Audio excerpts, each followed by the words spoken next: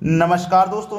आज मैं आपके लिए रीजनिंग के इंपॉर्टेंट क्वेश्चन कराऊंगा। तो चलिए स्टार्ट करते हैं। पहला सवाल, यदि m का अर्थ प्लस, n का अर्थ माइनस और p का अर्थ गुना हो तो इस पूरे समीकरण का मान क्या होगा। ये वीडियो 2016 में आया हुआ सवाल है। बहुत ही अच्छा प्रश्न है ये। देखिएगा इसको कैसे करना, ध्यान देना। आपके पास समीकरण दिया गया है, ये रहा 15। अब 15 दिया गया है और n दिया गया है, तो n का अर्थ क्या है माइनस, तो n की जगह मैं माइनस ले लूंगा। फिर 10 दिया गया है, 10 ले लो। फिर p, अब देखो p का अर्थ गुना है तो मैं गुना ले लूंगा। फिर p के बाद 3 है तो 3 ले लो। अब m का अर्थ क्या है, m का अर्थ प्लस है तो प्लस ले लेंगे। 5 है, 5 ले लो। फिर p का अर्थ आपको पता है, p का अर्थ फिर से गुना है तो गुना ले लो। और फिर आपके पास 4 है, इसका मान हमें बताना है। अब बोर्ड मास के अकॉर्डिंग क्या होगा, पहले डिवाइड, मल्टीप्लाई, प्लस, एडिशन, इसी तरीके से तो करते हैं। अब यहां पे देखिएगा, सबसे पहले क्या होगा, बोर्ड मास के अकॉर्डिंग मल्टीप्लाई। एक मल्टीप्लाई मेरा ये रहा और एक ये रहा, तो ये 15 रहेगा ऐसा ही, माइनस 10 दिया 30 हो जाएगा मल्टीप्लाई पहले करेंगे तो। प्लस का साइन ले लो ऐसे ही, 5 चौको 20 हो जाएगा ये मल्टीप्लाई पहले करेंगे तो। अब क्या होगा, एडिशन, तो 30 और 20 मिला करके 50। भाई अब क्या होगा, एडिशन होगा ना, तो 30, ये माइनस का 30, सॉरी ये माइनस का 30 और ये प्लस का है तो जोड़ेंगे नहीं। ये प्लस का 15 है और ये प्लस का 20 है, तो प्लस का 15 प्लस का 20 मिला करके प्लस का 35 और माइनस का कितना है 30। तो बस हमारा आंसर आ गया। 35 में से 30 जाएगा तो बचेगा 5। हमारा जो सही जवाब है वो हो जाएगा 5। क्लियर हो गया ना सभी को ये प्रश्न। अब देखते हैं अगला सवाल। अगला सवाल है आपका, यदि 0 1 2 3 9 तक हम जा रहे हैं, ए बी सी डी जे के रूप में लिखा जाता है। D C X F minus B F minus D into D ज्ञात करना है। यह सवाल देखिए बहुत अच्छा दिया गया। यहां पे हमें दिया गया 0 से स्टार्टिंग है, 0 1 2 3 4 5 6 7 8 और 9। कहां तक जा रहे हैं, 9 तक। अब मैं इनको ए बी सी डी के रूप में लिखा गया, देखो A B C D E F G H I और जी, जे तक बोला गया है, जे तक हमने लिख लिया, ठीक है। अब इसका मान हमको बताना है, इसका मान बताना है, ठीक है। चलिए इसका मान आसानी से हम बता देंगे, कोई दिक्कत यहां पे नहीं आएगी। हमसे बोला गया डी, तो देखो डी का मान कितना भाई, डी का मान है मेरे पास 3, तो मैं सीधा सीधा 3 लिखूंगा। सी का मान कितना, सी का मान 2 है तो 2 लिखूंगा। फिर क्या है, इंटू, फिर मैं इंटू ले लूंगा साइन। अब इसके बाद एफ है, तो एफ का मान देखो 5 है तो 5 ले लेंगे। उसके बाद माइनस, माइनस ले लो। फिर ब्रैकेट है, ब्रैकेट ले लो। बी है, बी का मान 1 है तो 1 ले लो। एफ, एफ का मान 5 है तो 5 ले लो। फिर माइनस है तो माइनस लिया। अब डी है तो डी का मान 3 ले लेंगे। ब्रैकेट को बंद कर दिया, फिर इंटू, फिर डी, डी का मान फिर से 3। यही तो प्रश्न है। अब इसी को सरल कर लो, आंसर आ गया। 32 का गुना 5 से करेंगे तो 160 माइनस, अब 15 में से 3 को हम माइनस कर देंगे तो 12 बचेगा, और 12 गुने 3 हो जाएगा ये, तो 12 तिया ये 36 हो जाएगा। इधर देखो 160 और 12 तिया 36। अब 160 में से 36 को जब माइनस करेंगे 124 बचेगा, लेकिन 124 आंसर नहीं है। आंसर हमें बताना अल्फाबेट में। तो देखो 1 का मान क्या था, 1 का मान बी था, तो 1 की जगह बी आएगा। 2 का मान क्या है, 2 का मान सी है तो सी आएगा। 4 का मान क्या है, देखो 4 का मान ई है तो ई आ जाएगा। तो बी सी ई, बी सी ई, ये पहला ऑप्शन इस तरीके से आपका बिल्कुल सही जवाब आ जाएगा। अगर आपको इस तरीके का प्रश्न कभी भी एग्जाम में मिले तो उससे परेशान ना होना, बड़ी आसानी से स्टेप बाय स्टेप आप इसे कर सकते हो। अब देखते हैं अगला सवाल। अगला प्रश्न है, यदि 6 स्टार 3 बराबर 13, 5 स्टार 20 बराबर 96, 11 स्टार 7 बराबर 67 हो तो 19 गुने 11 बराबर क्या होगा। ये वो प्रश्न है, कम से कम 90% बच्चे इस प्रश्न के लॉजिक तक नहीं पहुंच पाए कि इस प्रश्न को करना कैसे है। आज आप इस वीडियो को देख रहे हैं तो पूरा वीडियो जरूर देख के जाएं। आप देखिए इस प्रश्न को कैसे करोगे। आपके पास 6 स्टार 3 बराबर 13 बनाना है। 6 स्टार 3 बराबर आपको 13 के बराबर लाना है, तो ध्यान देना 6 लिखेंगे। स्टार की जगह आपको प्लस लेना है, और 3 को क्या करना है, 2 + 1 के रूप में अलग कर लेना है, ठीक है भाई। 3 को आप 2 + 1 लिख सकते हैं।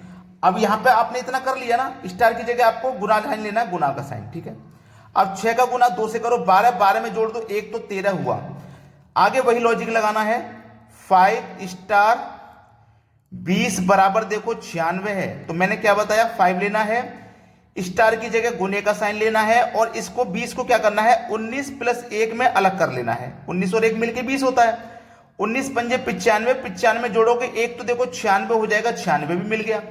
आगे नियम को फॉलो करेंगे, 11 स्टार 7 बराबर 67 है। अब देखो 11 ऐसे ही लिखना, स्टार की जगह गुने का साइन, 7 को क्या करेंगे 6 प्लस 1 में अलग कर लेंगे, 11 छक्के 66, 66 में जोड़ेंगे एक तो 67 हो जाएगा, देखो 67 ही तो था। अब ये हमें बताना है, आसानी से बता दोगे, 19 स्टार 11 बराबर क्या, 19 लिखना है, स्टार की जगह गुने का साइन लेना है, 11 को 10 प्लस 1 में अलग कर लेना है। 19 का गुना 10 से करोगे 190, और 190 में 1 जोड़ोगे तो 191 हो जाएगा। ये आपके सवाल का बिल्कुल सही जवाब हो जाएगा, 191 यानी कि सी ऑप्शन। तो बहुत सारे बच्चे ऐसे थे जो इस लॉजिक तक पहुंच ही नहीं पाए थे, और आगे मैं ऐसे ही क्वेश्चन करा रहा हूं जो आप नहीं पहुंच पाते हो, क्वेश्चन एग्जाम में छूट जाते हैं, तो उन्हें आप बिल्कुल भी नहीं छोड़ोगे। अब देखते हैं अगला सवाल। अगला प्रश्न है 44 गुने 75 बराबर 74 54, 34 गुने 65 बराबर 64 53, 24 गुने 55 बराबर 54 52, और 14 गुने 45 बराबर इस संख्या को फाइंड करना है। यह प्रश्न भी ऐसा ही था जिससे बहुत सारे बच्चे नहीं कर पाए थे। देखिएगा क्यों नहीं कर पाए थे, इसमें क्या कारण था। आपके पास प्रश्न है 44 गुने 75 बराबर 7454, ये रिलेशन बनाना है इनमें। तो आपको देखिए ध्यान देना, करना क्या है, पहले ये दो संख्या का पेयर बनाओ, फिर इन दोनों संख्या का पेयर बनाओ। अब इसमें होगा क्या, पहले आप ये वाली संख्या लिखोगे, यहां पे पहले 1 7 आ गया, अंदर अंदर वाली संख्याओं का पेयर है ना पहले, तो पहले 7 आ गया, सीधे हाथ की तरफ से स्टार्ट किया 7 आ गया, फिर ये देखो 4 आ जाएगा, आ गया ना, फिर सीधे हाथ से स्टार्ट करेंगे देखो 5 आ जाएगा, फिर लेफ्ट में जाएंगे 4 आ जाएगा। कुछ समझ में आया, राइट लेफ्ट फिर राइट फिर लेफ्ट, ठीक है। ऐसे ही देखो दूसरा एग्जांपल यहां पे 34 गुने 65 बराबर 6453।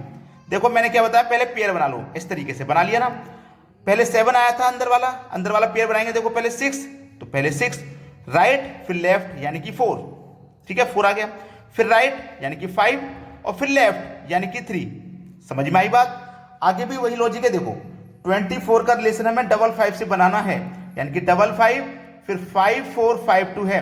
अब पेयर बना लो, वैसे ही बना लिया ना, राइट से स्टार्ट करेंगे, राइट में मतलब क्या आएगा, पहले 5 आ गया, अब 5 के लेफ्ट 4, देखो 4 आ गया, फिर राइट में देखो 5 आ गया, और फिर लेफ्ट में देखो 2 आ गया, बन गया रिलेशन। अब इसे आप नहीं बना पाओगे क्या, 14 स्टार 45 बराबर क्या होगा, मैंने क्या बनाया, पेयर बनाओ, राइट से स्टार्ट करेंगे, पहले 4 फिर लेफ्ट 4, फिर राइट 5, फिर लेफ्ट 1, तो 4451 आपका जिस ऑप्शन में होगा वही सही जवाब हो जाएगा, यानी कि डी ऑप्शन आपका बिल्कुल करेक्ट आंसर है। सभी को समझ में आ गया। अब देखते हैं अगला सवाल। अगला प्रश्न है, यदि 6 गुने 7 बराबर 2, 3 गुने 5 बराबर 5, और 5 गुने 8 बराबर 0, तब 6 गुने 8 का मान क्या होगा। बहुत अच्छा सवाल है। देखिएगा, अगर रियल में आप 6 गुने 7 बराबर करेंगे तो क्या 2 के बराबर आएगा, बिल्कुल भी नहीं आएगा। लेकिन हाँ इतना जरूर है, अगर आप इन दोनों का रियल में मल्टीप्लाई करते हैं 6 7 42, तो 42 आएगा, जिसमें से आपको इकाई अंक लिखना है केवल 2, इसको नहीं लिखना, वही दिया गया है। आगे देखो, अगर आप 3 गुने 5 करोगे तो क्या 5 के बराबर आएगा, लेकिन रियल में अगर आप 3 गुने 5 करोगे तो 3 5 से 15, जिसमें से आपको इकाई अंक लिखना है 5, पहले वाली संख्या को नहीं लिखना। आगे भी दिया गया है, देखो 5 × 8 बराबर 0 है, 5 8 40 होता है, जिसमें आपको केवल इकाई अंक लिखना है 0, पहले वाली संख्या को नहीं लिखना। और फिर आगे भी वही सवाल है, कितना है 6 गुने 8। अब देखो 6 8 48 होता है, तो क्या कर रहे हैं हम, इकाई अंक लिख रहे हैं सभी में, तो यहां पे भी इकाई अंक लिखेंगे, यानी कि 8, बस पहली संख्या को नहीं लिखना। तो हमारा जो आंसर हो जाएगा वो हो जाएगा 8, मतलब पहला ऑप्शन बिल्कुल सही जवाब। अब देखते हैं अगला प्रश्न। अगला सवाल, यदि 3 गुने 9 गुने 7 बराबर 379, 5 गुने 4 गुने 8 बराबर 584 हो, तो 1 2 3 का मान क्या होगा। बहुत अच्छा सवाल एसएससी में पूछा गया है। ये प्रश्न है 3 गुने 9 गुने 7 का जो रिलेशन है वो 3 7 9 से है। अब ध्यान से अगर आप संख्याओं को देख लोगे ना, तो आपको पता लग जाएगा ये तीनों वही संख्याएं जो यहां पे आ रही हैं। पहली संख्या को देखो पहले लिख दिया है, ठीक है, लास्ट वाली को बीच में लिख दिया है और सेकंड वाली को लास्ट में लिख दिया, बस यही तो किया गया है, कुछ नहीं किया। आगे देखोगे आप, आगे क्या है, 5 गुने 4 गुने 8 बराबर 584। इसी तरीके से संख्या अगर ये लिखी होंगी तो ही सही है। पहले वाली को देखो पहले लिखा, यहां भी पहले वाली को 5 को 5 लिखा पहले, दूसरी वाली को देखो लास्ट में लिखा, यहां भी देखो दूसरी वाली को लास्ट में लिखा गया, और तीसरी वाली को बीच में, बिल्कुल सही है ना। अब आप इसको नहीं बना पाओगे क्या, 1 2 3 किसके बराबर होगा भाई, देखो पहले वाली को तो पहले लिखेंगे 1 को, ठीक है, और जो बीच वाली है उसको आप कहां लिखोगे, लास्ट में, यानी कि 2 को आप कहां लिखोगे, लास्ट में लिखोगे, और तीसरी वाली को कहां लिखोगे, आप बीच में लिखोगे, तो 1 3 2 हो जाएगा ना आपका आंसर, 1 1 3 2, जो कि डी ऑप्शन में दिया गया है। तो आपको कुछ भी नहीं करना है, बस वीडियो को लाइक और शेयर करना है सबसे ज्यादा, इतना काम आपको जरूर करना है। ठीक है दोस्तों, धन्यवाद।